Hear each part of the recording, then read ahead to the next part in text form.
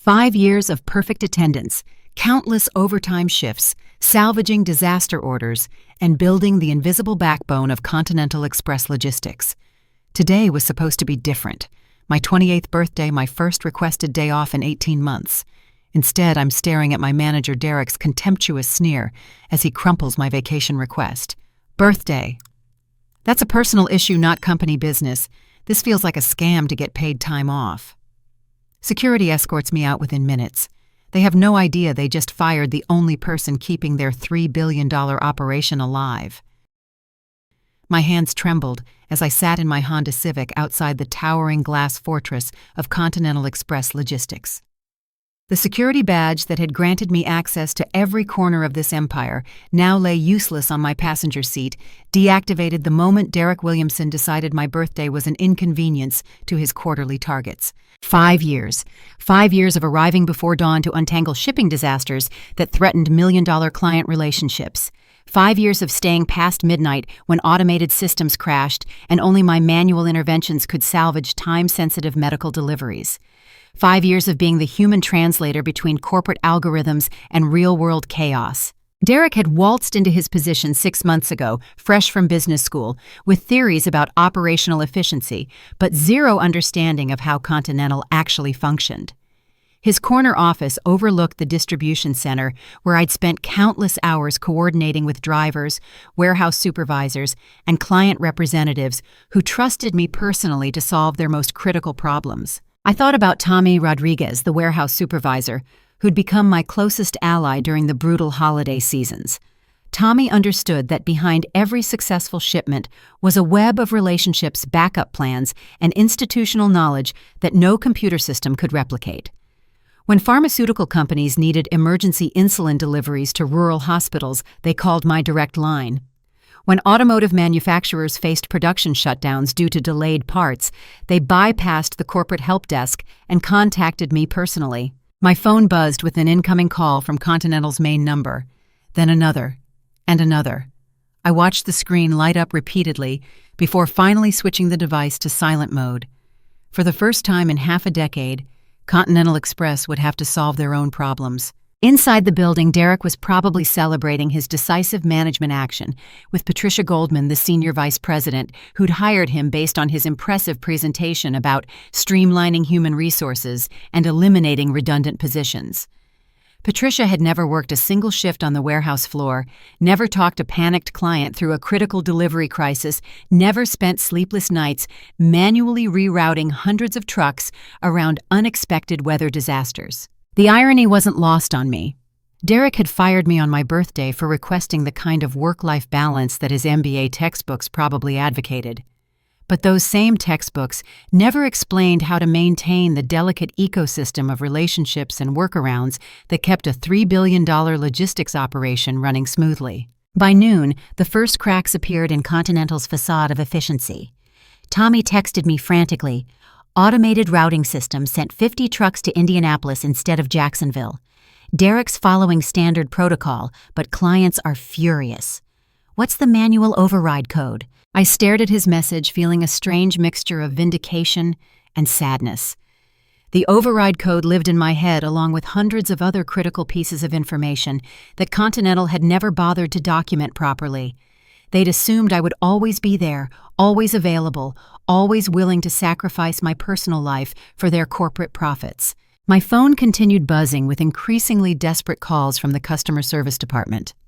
Janet Mills from HR had processed my termination with bureaucratic efficiency, but she'd never considered the operational consequences of removing someone who'd become integral to daily functions. As afternoon turned to evening, local news stations began reporting unusual delays in medical supply deliveries across the southeastern United States. The stories mentioned Continental Express by name, describing frustrated hospital administrators and worried patients whose prescriptions were stuck in transit. Derek had wanted to eliminate what he saw as an overpaid employee who took too many liberties with company protocol. Instead, he'd removed the keystone that held Continental's entire operational structure together. The $3 billion logistics machine was beginning to shudder and crack, and I was the only person who knew how to fix it. But my birthday had been dismissed as a personal issue. My 5 years of dedication had been labeled a scam. Now Derek would learn exactly how personal business could become and how expensive it was to replace irreplaceable knowledge. Tommy sent another text as darkness fell. 3 pharmaceutical shipments stuck in Atlanta. Derek told me to follow the manual, but the manual doesn't cover this scenario. Hospital called twice. They're threatening to switch carriers. I turned off my phone and went inside my apartment. For the first time in years, I would sleep through the night without worrying about Continental Express. They'd made their choice. Now, they would live with the consequences. The morning news painted a grim picture that filled me with both dread and grim satisfaction. Channel 7's business reporter stood outside Continental's headquarters, describing what she called unprecedented logistics failures affecting major retailers during the peak shopping season. I poured coffee and watched footage of frustrated customers at electronics stores, their pre-ordered gaming systems trapped somewhere in Continental's increasingly dysfunctional distribution network. The reporter mentioned that insulin shipments to diabetic patients had been delayed by more than 24 hours, with some deliveries ending up 3 states away from their intended destinations. My specialized knowledge hadn't developed overnight. During my first year at Continental, I'd identified critical gaps between their sophisticated computer systems and the messy realities of American transportation infrastructure. While executives focused on impressive dashboards showing theoretical efficiency, I'd learned that real success required constant human intervention to navigate construction delays, weather emergencies, driver shortages, and client-specific requirements that no algorithm could anticipate. I'd memorized backup routes for every major metropolitan area, accounting for seasonal traffic patterns that the GPS systems consistently miscalculated. When Hurricane Florence had threatened the Carolina coast 2 years ago, I'd personally coordinated the evacuation of medical supplies from 17 distribution centers, working 72 straight hours to ensure that hospitals would have critical supplies when normal supply chains resumed. Marcus Henderson, Continental's CEO, was currently trapped in Tokyo, desperately trying to salvage a merger with a Japanese logistics company, while his domestic operations crumbled 6,000 miles away. The Japanese executives were undoubtedly questioning whether Continental possessed the operational stability necessary for international expansion. Dr. Sarah Chen from MediSupply Corporation called the customer service line every 30 minutes, demanding updates on her company's insulin shipments. As a pediatric endocrinologist, Dr. Chen understood that delayed diabetes medication wasn't just an inconvenience. It was a life-threatening emergency for hundreds of children across multiple states. Brad Murphy, the night shift supervisor, had been my closest collaborator during the graveyard hours when most crises erupted. Brad understood mechanical systems but relied on my expertise to coordinate between automated processes and human judgment. Without my guidance, he was drowning in a sea of error messages and customer complaints that multiplied faster than he could address them.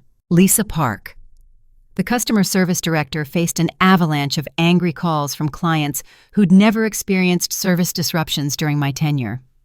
Lisa's team followed scripted responses designed for minor delays, not systematic operational failures. They had no answers for clients whose businesses faced shutdown due to missing components, whose patients couldn't access life-saving medications, whose holiday inventory remained trapped in Continental's increasingly chaotic network. Derek's confidence began wavering as the scope of the crisis became undeniable. He'd assumed that following corporate procedures would compensate for my absence, but those procedures had been written by executives who'd never handled real emergencies. The step-by-step guides assumed perfect conditions, unlimited resources, and problems that fit neatly into predefined categories. Real logistics required creativity, relationship management, and institutional knowledge that couldn't be reduced to flowcharts. When severe weather knocked out a major distribution hub success, depended on knowing which regional trucking companies had spare capacity, which routes could handle oversized loads, and which clients would accept alternative delivery schedules without canceling contracts. My phone displayed 47 missed calls and countless text messages from Continental employees begging for guidance.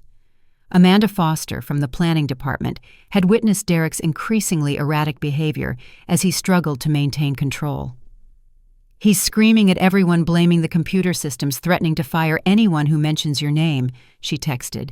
The automotive industry was particularly vulnerable to Continental's failures. Assembly lines at 3 major manufacturing plants had slowed production because critical components remained stuck in transit. Each hour of delayed production cost hundreds of thousands of dollars in lost revenue and threatened just-in-time manufacturing schedules that formed the backbone of modern industrial efficiency. International clients began questioning Continental's reliability.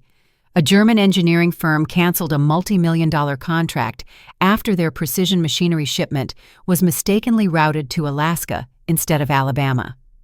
The machinery required climate-controlled transportation and specialized handling that only certain drivers were qualified to manage.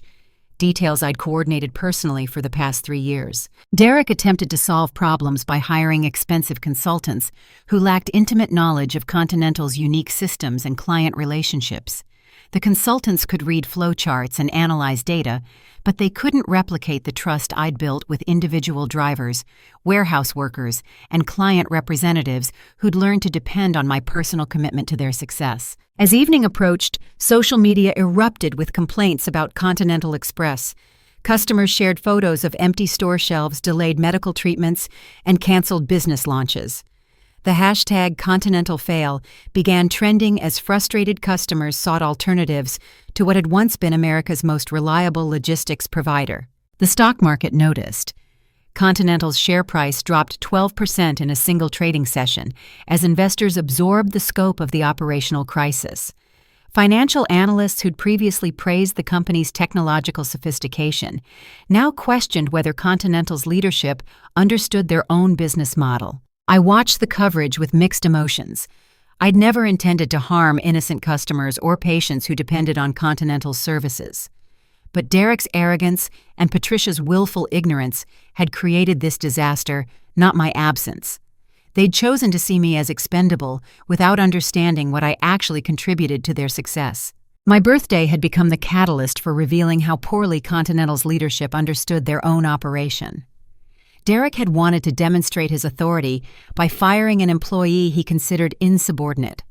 Instead, he'd exposed the fragility of a $3 billion business built on assumptions that proved catastrophically wrong. Tommy sent a final text before his shift ended. "Derek's been on conference calls all day with corporate. He's telling them you sabotaged the systems before you left. He's blaming you for everything." That's when I realized this wasn't just about incompetent management anymore. Derek was actively trying to destroy my reputation and possibly my freedom to protect his own career. The game had changed completely. The FBI arrived at my apartment at 7:37 on Thursday morning. Agent Robert Hayes flashed his credentials through my peephole while his partner positioned herself near my emergency exit. My coffee mug shattered against the kitchen floor as the full implications of Derek's accusations crashed into my consciousness. "Ms. Sheila Thompson, we need to discuss allegations of corporate sabotage and cyber terrorism related to your former employment at Continental Express Logistics," Agent Hayes announced with bureaucratic precision. His partner, Agent Sarah Williams, held a tablet displaying what appeared to be official federal warrants. Derek had escalated beyond mere workplace retaliation. He'd filed a formal complaint with federal authorities claiming I'd deliberately corrupted Continental's computer systems before my termination. According to his statement, my unusual access patterns and suspicious technical knowledge suggested premeditated sabotage designed to cripple American supply chains during a critical economic period. Judge Karen Walsh had signed search warrants based on Derek's sworn affidavit, describing me as a disgruntled employee with administrative privileges who'd threatened corporate infrastructure. My laptop, external drives, and personal phone disappeared into evidence bags, while Agent Hayes explained my rights under federal anti-terrorism statutes. Eric Thompson. Continental's corporate attorney had crafted a narrative portraying me as a vindictive insider who'd exploited privileged access to damage American commerce. Thompson's law firm specialized in white-collar criminal defense, and they understood how to weaponize federal prosecutors' fears about infrastructure attacks. The investigation paralyzed my life while Continental's actual crisis deepened exponentially. International shipping contracts worth hundreds of millions faced cancellation as European and Asian partners lost confidence in Continental's reliability. The company's insurance providers launched their own investigations, threatening to void coverage for losses deemed preventable through proper management. Amanda Foster risked her job to document Derek's increasingly desperate behavior. She photographed emails where Derek instructed IT staff to delete system logs that might contradict his sabotage theory. She recorded meetings where Derek blamed automated failures on malicious code that cybersecurity experts couldn't locate. My employment attorney, David Martinez, explained the terrifying scope of federal charges I potentially faced. Computer fraud statutes carried maximum penalties of 20 years imprisonment, while economic terrorism allegations could result in life sentences. Prosecutors viewed infrastructure attacks as national security threats, and they'd built careers on high-profile convictions that deterred future corporate whistleblowers. Continental's stock price continued plummeting as operational failures cascaded through industries that depended on reliable logistics. Pharmaceutical companies filed emergency petitions with federal regulators requesting permission to use alternative carriers for life-saving medications. The Automotive Industry Association issued statements questioning Continental's ability to support just-in-time manufacturing schedules. Judge Patricia Moore reviewed the evidence presented by federal prosecutors, but she questioned several inconsistencies in Continental's timeline. If I'd sabotaged critical systems, why had failures escalated gradually rather than appearing immediately? Why did Continental's cybersecurity team find no evidence of malicious software or unauthorized access? Captain Diana Ross from the FBI's White-Collar Crime Division specialized in corporate fraud investigations. Her experience with executive misconduct made her skeptical of Derek's accusations, particularly given Continental's obvious operational incompetence and my lack of motive for sabotage. Samuel Wright, a whistleblower protection attorney, contacted me through referrals from other federal employees who'd faced retaliation for exposing corporate wrongdoing. Wright explained how companies frequently used false criminal allegations to silence former employees who possessed damaging information about executive misconduct. While I struggled with legal bills and federal scrutiny, Continental's collapse accelerated beyond Derek's ability to control. Major retail chains canceled holiday shipping contracts, moving millions of dollars in business to Continental's competitors. The company's credit rating dropped to junk status as banks questioned their ability to service existing debt obligations. Derek's personal finances came under scrutiny as investigators examined his lifestyle changes since joining Continental. Despite his modest salary, he'd purchased a luxury condominium, expensive vehicles, and taken extravagant vacations that suggested income sources beyond his legitimate employment. Patricia Goldman faced increasing pressure from Continental's board of directors to explain the operational crisis and Derek's role in creating it. Board members who'd supported Derek's hiring based on his academic credentials now questioned whether they'd overlooked critical warning signs about his actual qualifications and character. The investigation revealed Derek's elaborate scheme to deflect blame for his own incompetence. He'd systematically documented my insubordination and resistance to proper procedures, while simultaneously relying on my expertise to handle every significant operational challenge. My apartment felt like a prison as federal agents monitored my communications and restricted my movement.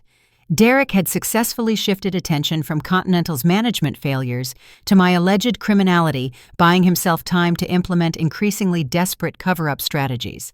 But Derek had made a critical error in his rush to frame me for Continental's collapse. His accusations required specific technical knowledge about system vulnerabilities and sabotage methods that he clearly didn't possess. When federal cybersecurity experts examined his claims in detail, they found fundamental misunderstandings about how Continental's systems actually functioned. More importantly, Derek's financial records showed a pattern of suspicious transactions that suggested motives beyond simple incompetence. He wasn't just failing at his job. He was actively stealing from Continental while using the crisis he'd created to hide his crimes. Agent Hayes returned to my apartment with new questions that had nothing to do with sabotage allegations. The investigation was shifting focus from my alleged crimes to Derek's actual ones, and I suddenly realized that my termination had been part of a larger criminal conspiracy designed to loot Continental's assets while destroying evidence of executive theft. Derek had fired me not because I'd requested birthday leave, but because I was getting dangerously close to discovering his embezzlement scheme. My intimate knowledge of Continental's operations made me the biggest threat to his criminal enterprise, and eliminating me had been essential to his plans for corporate theft. The hunter had become the hunted, and Derek's carefully constructed fraud was about to unravel in ways he'd never anticipated. I refused to remain a passive victim in Derek's criminal conspiracy. Armed with Amanda Foster's covert documentation and my own detailed knowledge of Continental's operations, I decided to expose the truth rather than waiting for federal investigators to stumble upon it accidentally. Mitchell Gray, an investigative journalist specializing in corporate fraud, had been following Continental's crisis with professional interest.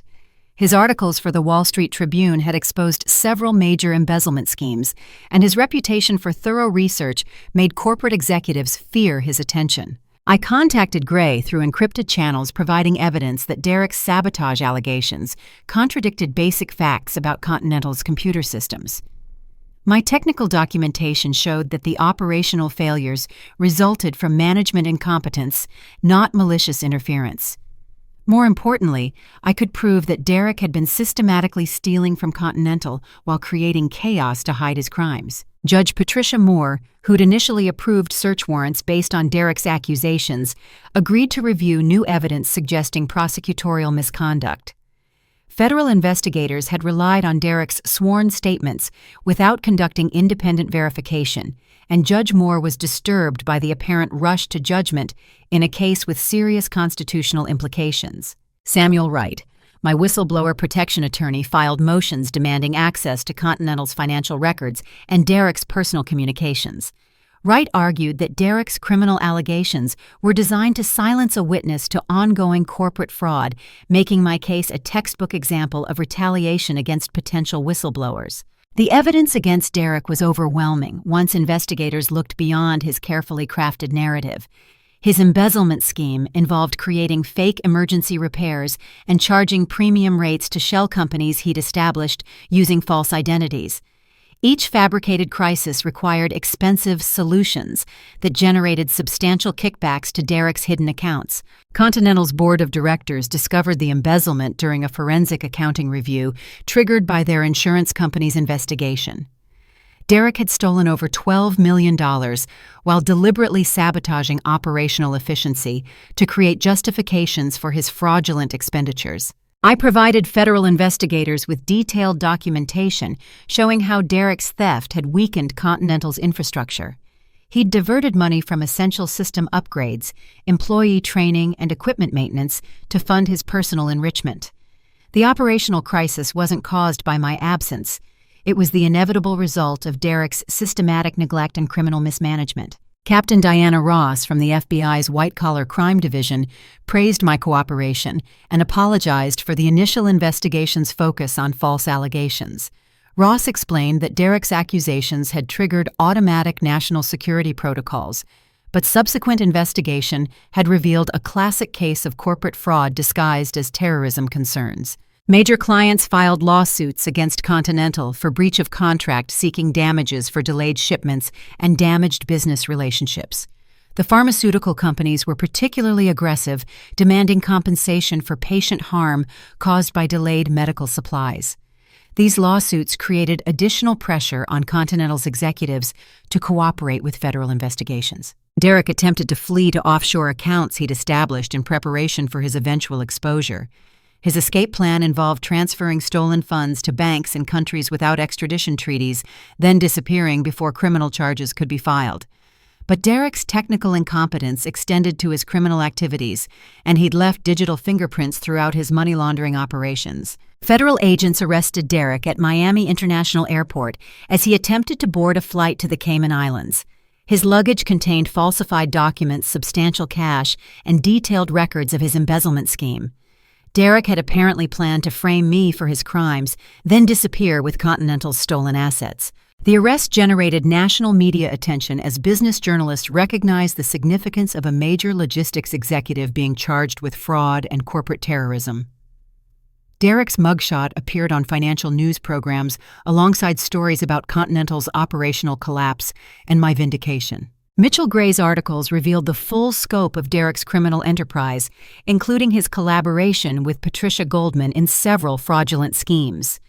Gray's investigation showed that my termination had been part of a deliberate plan to eliminate witnesses to ongoing corporate theft. Continental's stock became worthless as investors absorbed the implications of systematic fraud within the company's leadership. The Securities and Exchange Commission launched its own investigation, focusing on whether Continental's board of directors had failed in their fiduciary duties by ignoring obvious warning signs about Derek's criminal behavior. Derek's desperate attempt to destroy evidence had backfired spectacularly. When he realized federal investigators were closing in on his embezzlement scheme, he'd attempted to delete critical operational data from Continental's servers. But his technical incompetence turned a targeted deletion into a system-wide catastrophe that wiped out essential logistics information. The data destruction created irreversible damage to Continental's infrastructure while providing additional evidence of Derek's criminal intent. Federal prosecutors could now prove obstruction of justice and destruction of evidence in addition to the original embezzlement and fraud charges. I testified before a federal grand jury about Derek's systematic theft and the retaliation I'd faced for potentially discovering his crimes. The grand jury indicted Derek on 17 felony counts, including racketeering, money laundering, corporate fraud, and cyber terrorism related to his data destruction activities. My vindication felt hollow, given the harm Derek's crimes had caused to innocent customers and Continental's honest employees. Thousands of workers faced unemployment as Continental entered bankruptcy proceedings, and patients had suffered real harm from delayed medical deliveries. Derek's personal enrichment had come at an enormous cost to American society, but justice was finally emerging from the chaos Derek had created. Federal prosecutors possessed overwhelming evidence of his guilt, and his attempts to frame me had only strengthened the case against him. Derek's arrogance and technical incompetence had made him the architect of his own destruction. As Derek sat in federal custody awaiting trial, Continental's remaining executives scrambled to salvage what remained of their company. But the damage was irreversible, and Derek's criminal legacy would forever define Continental's final chapter. The investigation was expanding beyond Derek's individual crimes as federal agents discovered evidence of a broader conspiracy involving other Continental executives. My courage in fighting back had exposed what prosecutors now believed was an industry-wide pattern of fraud and corruption. Derek's arrest dominated business news as federal prosecutors unveiled what they called the largest corporate fraud case of the decade. U.S. Attorney General Maria Rodriguez personally announced the charges, emphasizing that executive criminals wouldn't escape accountability, regardless of their corporate positions or political connections. Detective Paul Anderson, who specialized in financial crimes for the Treasury Department, had spent months unraveling Derek's money laundering network. Anderson's investigation revealed that Derek had stolen over $12 million while systematically destroying Continental's operational capacity to hide his theft. Judge William Carter, presiding over Derek's criminal trial, expressed shock at the scope of corporate fraud and the harm caused to innocent Americans. Judge Carter noted that Derek's crimes had endangered public health by delaying medical supplies and damaged the economy by disrupting critical supply chains during peak business periods. CEO Marcus Henderson finally returned from Tokyo to face the complete destruction of his company. Henderson discovered that his absence had allowed Derek and Patricia Goldman to implement their criminal scheme without oversight from senior management. Henderson's reputation was permanently damaged by his failure to detect obvious signs of fraud within his own organization. The trial revealed horrifying details about Derek's criminal mindset and his complete indifference to the harm his actions caused. Prosecutors presented evidence that Derek had actually celebrated each operational crisis he created, viewing patient suffering and business failures as necessary cover for his theft. Congressional hearings were announced as legislators recognized the national security implications of corporate fraud within critical infrastructure companies.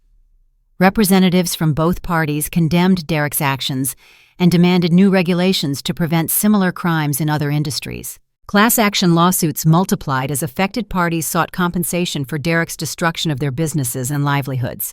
Pharmaceutical companies demanded hundreds of millions in damages for patient harm and reputational damage. Automotive manufacturers calculated production losses in the billions due to Derek's sabotage of supply chains. I received job offers from competing logistics companies who recognized my expertise and integrity. Several consulting firms approached me about establishing practices focused on ethical corporate governance and fraud prevention. My reputation had been completely rehabilitated, and I'd become a symbol of employee courage in confronting corporate corruption. Derek's trial attracted national attention as prosecutors presented evidence of his systematic theft and deliberate harm to American commerce. Derek's defense attorneys struggled to explain his lavish lifestyle on a modest salary, his attempts to flee the country, and his extensive efforts to frame innocent employees for his crimes. The media coverage emphasized how Derek's arrogance and incompetence had created an operational crisis that exposed his criminal activities. Business journalists noted the irony that Derek's attempt to eliminate witnesses to his theft had actually created the evidence that ensured his conviction. Victim impact statements revealed the human cost of Derek's corporate crimes. Dr. Sarah Chen testified about diabetic children who'd suffered medical emergencies due to delayed insulin deliveries. Automotive workers described lost wages and benefits when production lines shut down due to missing components. Tommy Rodriguez, the warehouse supervisor, testified about Derek's systematic intimidation of employees who questioned his decisions. Tommy's testimony revealed Derek's pattern of retaliating against workers who possessed knowledge that might expose his criminal activities. Federal prosecutors presented evidence that Derek had planned his crimes for months before joining Continental, targeting the company specifically because of their inadequate oversight and their dependence on employees like me who possessed critical operational knowledge. Derek's conviction on all 17 felony counts generated celebration among Continental's former employees and affected customers. Judge Carter sentenced Derek to 15 years in federal prison and ordered full restitution to his victims, though Derek's hidden assets would never fully compensate for the harm he'd caused. The investigation expanded as federal agents discovered evidence linking Derek's crimes to similar fraud schemes at other major corporations. My decision to fight back had triggered a broader examination of corporate governance failures that prosecutors believed represented systematic corruption within American business. Patricia Goldman's role in Derek's conspiracy became clear as investigators examined her financial records and communications. Patricia had used her position to facilitate Derek's theft while protecting him from internal oversight that might have detected his crimes earlier. Continental Express formally ceased operations as bankruptcy proceedings liquidated the company's remaining assets. Thousands of employees lost their jobs and retirement savings due to Derek's criminal destruction of their employer. The human cost of corporate crime extended far beyond Derek's immediate victims. My testimony before Congress led to bipartisan legislation strengthening whistleblower protections and requiring enhanced oversight of critical infrastructure companies. Representatives praised my courage in exposing corporate fraud, despite facing federal prosecution and personal retaliation. The trial revealed that Derek's firing of me had been motivated by his fear that I was discovering evidence of his embezzlement. My intimate knowledge of Continental's operations made me the greatest threat to his criminal enterprise, and eliminating me had been essential to his plans for continued theft. Derek's sentences included lifetime bans from corporate positions and permanent restrictions on his financial activities. Federal prosecutors wanted to ensure that Derek would never again possess the authority to harm innocent Americans through corporate crime. As Derek began his federal prison sentence, investigators continued pursuing other members of his criminal conspiracy. The case that had begun with my wrongful termination was evolving into a comprehensive examination of fraud and corruption within American corporate leadership. Justice had been served, but the cost of Derek's crimes would be felt for years as former Continental employees rebuilt their careers and affected businesses recovered from the operational chaos he'd deliberately created. Federal prosecutors elevated the case to racketeering charges when their investigation revealed that Derek's conspiracy extended far beyond Continental Express.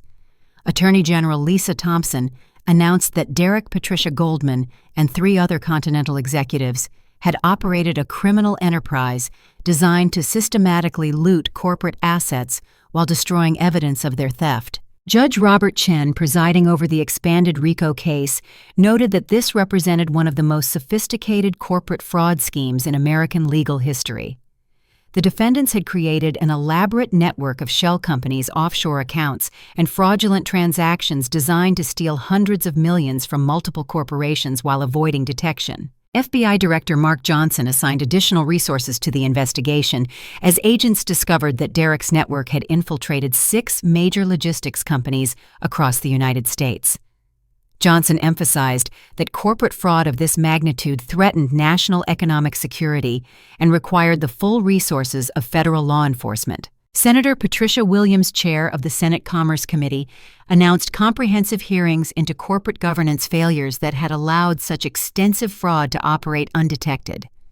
Williams praised my courage in exposing the conspiracy, despite facing criminal prosecution and personal destruction. My testimony before the Senate revealed how Derek's criminal network had systematically targeted employees who possessed critical operational knowledge that might expose their theft. The conspiracy involved identifying key workers, creating pretexts for their termination, and destroying institutional knowledge that might reveal evidence of ongoing crimes. The RICO investigation revealed that Continental's collapse had triggered a domino effect throughout the logistics industry. Derek's criminal network had used their knowledge of Continental's client relationships to steal business for companies they secretly controlled, creating artificial crises that generated enormous profits through fraudulent emergency services. Victims' impact statements filled 3 full days of court proceedings as prosecutors presented evidence of the conspiracy's harm to American society. Pharmaceutical patients testified about medical emergencies caused by deliberately delayed shipments.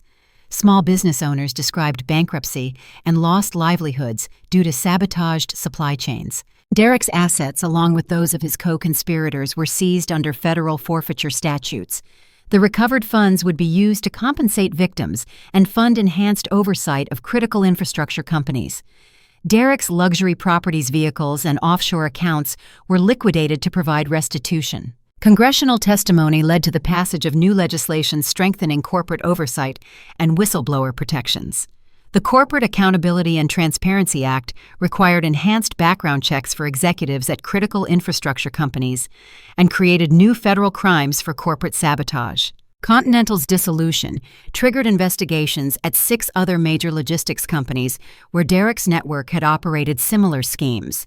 Federal agents discovered evidence of systematic fraud involving billions of dollars in stolen assets and deliberately sabotaged operations designed to eliminate competition. My consulting firm, founded with settlement money from Continental's insurance policies, specialized in helping companies identify and prevent corporate fraud. The firm's success reflected growing corporate recognition that preventing executive crime was essential to long-term business survival and reputation management. Media coverage emphasized how Derek's network had exploited weaknesses in corporate governance to steal from shareholders while endangering public health and safety. Business journalists noted that the conspiracy's detection had resulted from my decision to fight back rather than accepting wrongful termination silently.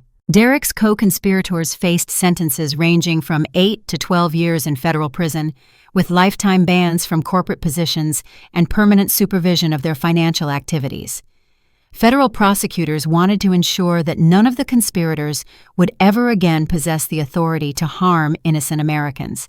The investigation revealed that Derek's firing of me had been motivated not just by fear of discovery, but by the network's need to eliminate witnesses who might interfere with their planned expansion into other industries.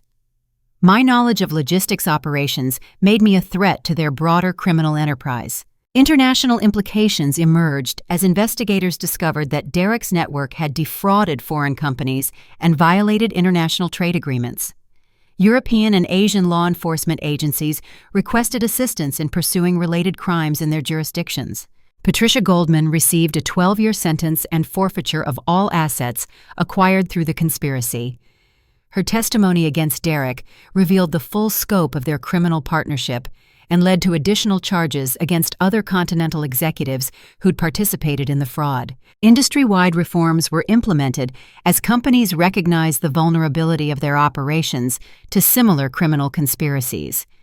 New oversight requirements, enhanced background checks, and whistleblower protections created barriers to future fraud while encouraging employees to report suspicious activities. Derek's 15-year sentence reflected the unprecedented scope of his crimes and the harm he'd caused to American society. Judge Chen noted that Derek's complete lack of remorse and his attempts to blame victims for his own criminal choices demonstrated his continued danger to public safety. The congressional hearings revealed systematic failures in corporate oversight that had enabled Derek's network to operate across multiple companies for several years. Legislators demanded enhanced penalties for corporate fraud and increased funding for white-collar crime investigation. My testimony about the retaliation I'd faced for potentially discovering Derek's crimes led to strengthened whistleblower protections and new requirements for corporate cooperation with federal investigations. Companies would no longer be able to silence employees through false criminal allegations. As Derek's co-conspirators began their federal sentences, investigators continued pursuing additional members of the criminal network. The case had evolved from my wrongful termination into a comprehensive examination of corporate fraud that would reshape American business practices for decades. The full scope of Derek's criminal enterprise demonstrated how individual acts of courage could expose massive corruption and protect countless future victims. My decision to fight back had triggered an investigation that would prevent similar crimes and ensure justice for thousands of affected Americans. Justice had been served not just for Derek's immediate crimes, but for the broader pattern of corporate corruption that had threatened the integrity of American economic institutions.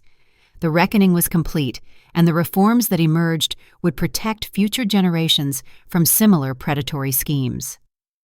18 months after Derek's conviction, I stood before my team at Thomson Logistics Consulting, celebrating our first anniversary as one of America's fastest-growing ethical business advisory firms.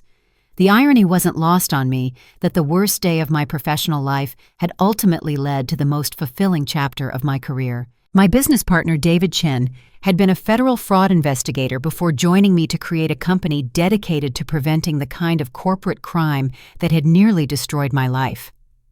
David's expertise in financial investigations complemented my operational knowledge, creating a partnership that Fortune 500 companies increasingly valued for protecting their integrity and profitability. Maria Santos, one of Continental's most talented former employees, served as our director of operations.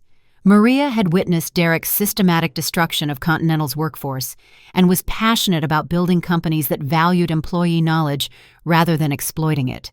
Her leadership ensured that our firm practiced the ethical principles we advocated for our clients. Representative John Adams sponsored federal legislation inspired by my case, creating the Thompson-Williams Corporate Whistleblower Protection Act that strengthened legal protections for employees who exposed corporate fraud.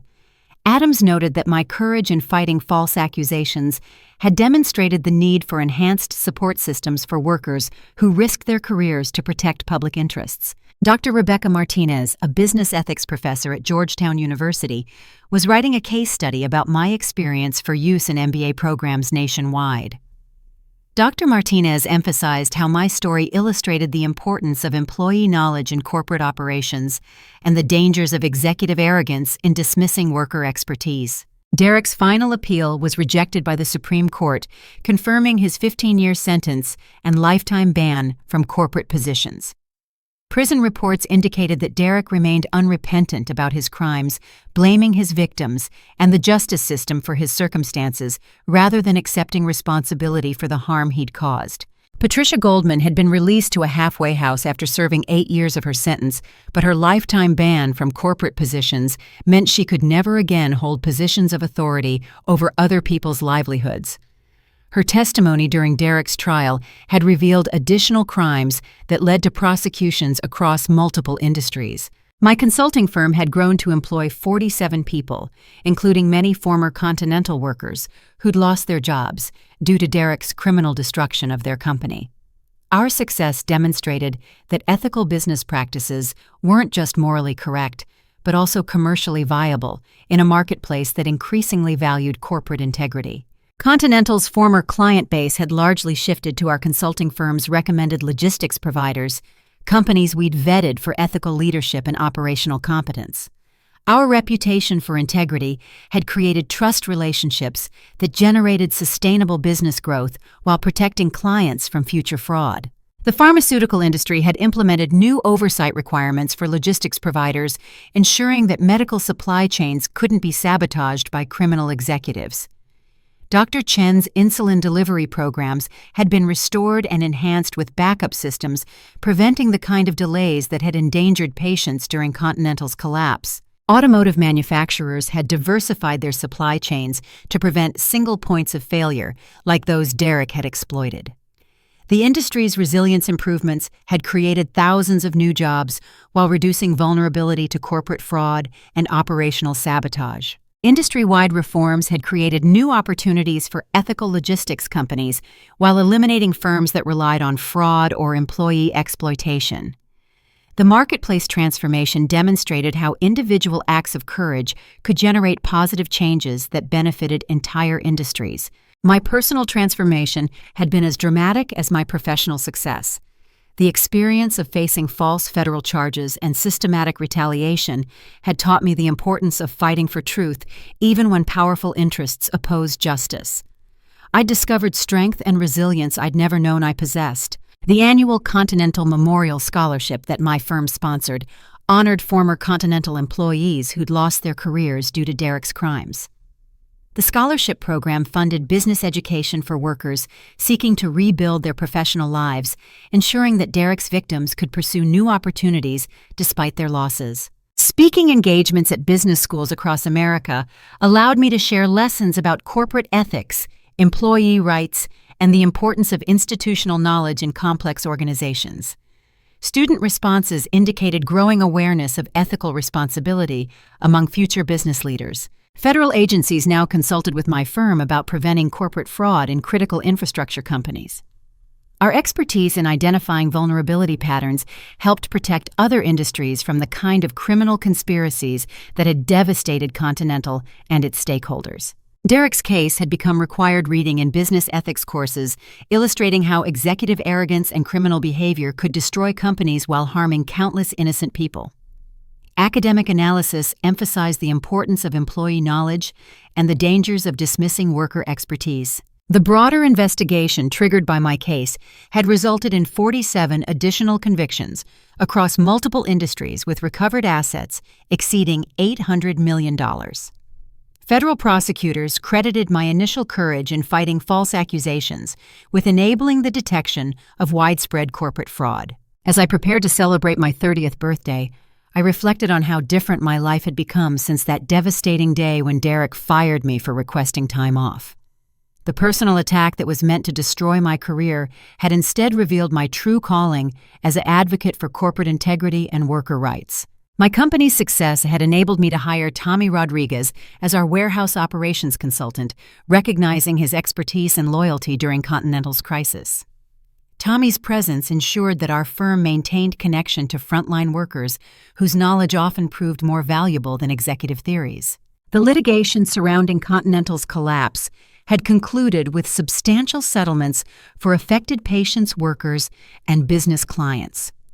Derek's criminal restitution combined with insurance recoveries and civil judgments had provided meaningful compensation for his victims while funding enhanced oversight systems. International recognition came through speaking invitations from European and Asian business organizations seeking to prevent similar corporate fraud in their markets. My story had become a global symbol of how individual integrity could triumph over institutional corruption. Derek's prison sentence had 13 years remaining, ensuring that he would spend his most productive years paying for the harm he'd caused to innocent Americans. Reports indicated that Derek continued to blame others for his circumstances, demonstrating his continued unfitness for participation in legitimate business activities.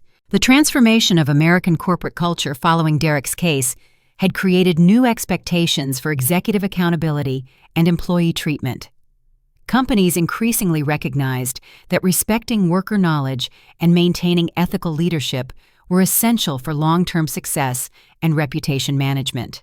My final reflection centered on the profound lesson that adversity could become opportunity when faced with courage and determination. Derek's attempt to destroy my life had instead revealed my purpose and created positive changes that would benefit countless people for generations to come. Today, as I celebrate another birthday surrounded by colleagues and clients who value integrity over exploitation, I'm grateful for the journey that brought me here. Sometimes the worst betrayals lead to the greatest triumphs, and sometimes fighting back against injustice creates more positive change than accepting it ever could. The little girl who'd dreamed of building things that mattered had become a woman who'd helped rebuild trust in American business. Derek's criminal legacy would be forgotten, but the positive changes that emerged from my fight for justice would endure long after both of us were gone. What's your experience with workplace challenges that seemed impossible to overcome? Have you ever had to choose between accepting injustice or fighting back, despite the personal risks?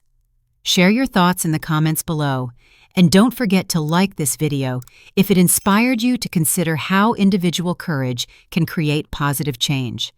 Subscribe for more stories about overcoming adversity and building better workplaces, and share this with anyone who might need encouragement to stand up for what's right.